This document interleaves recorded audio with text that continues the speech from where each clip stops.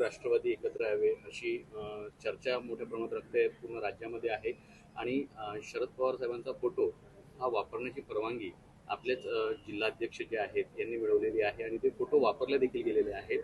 मात्र याबाबतचा अजून कुठला निर्णय नाही। उद्या आषाढी पण आहे आणि जे जिल्हाध्यक्ष आहेत त्यांनी पण म्हटलंय की आमचं जे दैवत आहे ते शरद पवार साहेब आहेत, त्यामुळे आम्ही नक्कीच कार्यकर्ते म्हणून त्यांच्यापुढे साकडं घालू दोघं राष्ट्रवादी एकत्र येण्यासाठी। आता प्रत्येक पदाधिकाऱ्याला आपापल्या पद्धतीनं मत व्यक्त करण्याचा अधिकार हा त्यानिमित्ताने आहे। आदरणीय श्रद्धेय पवार साहेब असतील, आदरणीय आम्ही अजितदादांच्या नेतृत्वाखाली राष्ट्रवादी काँग्रेस पक्षाचं काम त्या ठिकाणी करत आलो।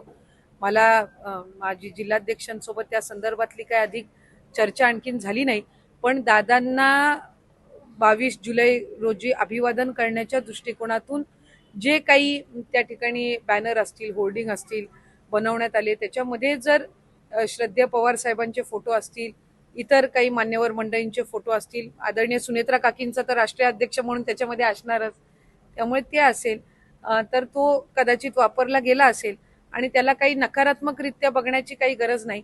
शेवटी आदरणीय पवार साहेबांच्या नेतृत्वाखाली, मार्गदर्शनाखाली राष्ट्रवादी काँग्रेस पक्ष हा स्थापन झालेला होता आणि कुणीही आमच्या पक्षापैकी श्रद्धेय पवार साहेबांवर कधीही एखादा चुकूनही मी म्हणेन कधीही एखादा शब्द सुद्धा त्या ठिकाणी उच्चारला नाही।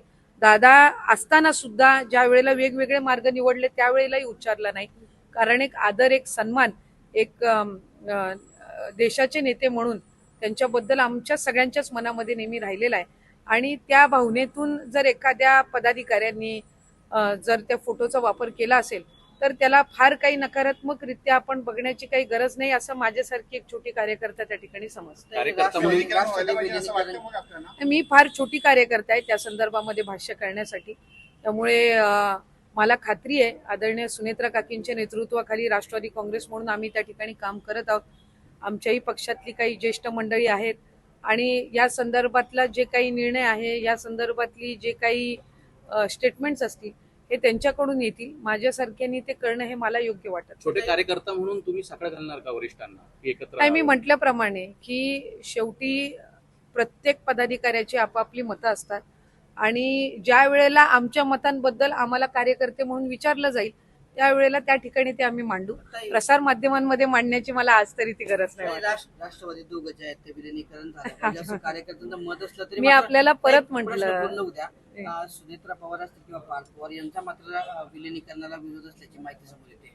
ह्या त्यांच्याबद्दलच्या खोट्या ज्या काही नरेटिव्ह आहेत हे पसरवण्याचं काम हे मला वाटते कोणीही करू नये।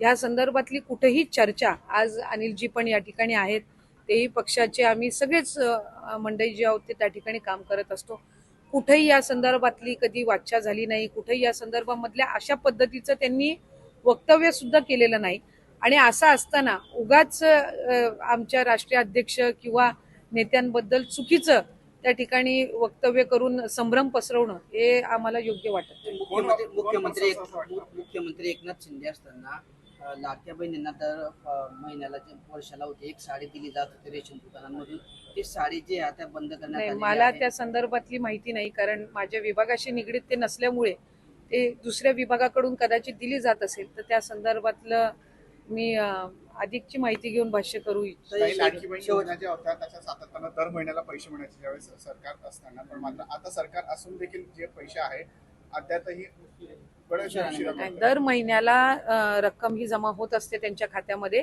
कधी विलंब झाला तर 2 महिन्याची रक्कम सुद्धा एकत्रितपणाने येत असते, पण एकही महिना चुकलेला नाहीये लाभापासून, त्यामुळे चुकीची माहिती आपल्या माध्यमातून जाऊ नये। थँक्यू।